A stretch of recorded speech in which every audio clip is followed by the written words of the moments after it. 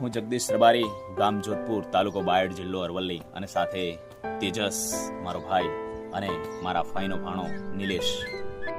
આજે રબારી અને ભરવાડના ભાઈચારાની વાત કરવી છે ત્યારે સૌરાષ્ટ્રની ધરતીમાંથી અમે જ્યારે ફરવા નીકળ્યા ત્યારે ગત રાત્રિએ અમે સાળંગપુરથી જ્યારે આવતા હતા ત્યારે ધંધુકા અને બરવાળાની વચ્ચે તગડી ગામે અમારી ગાડી બગડી ગઈ ત્યારે અમે બહુ ચિંતિત હતા.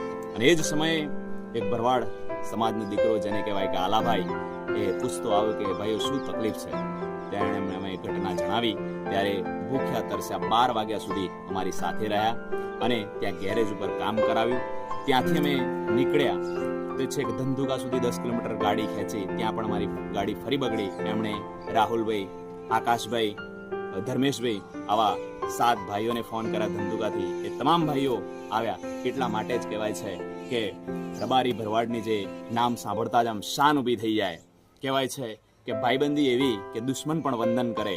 અને માલધારી લોહીમાં એટલી બધી મસ્તી અને માન હોય છે કે એક બોલે ભાઈ અને બીજો આપે જાન. એને કહેવાય છે માલધારીની શાન. આલાભાઈને સત સત નમન.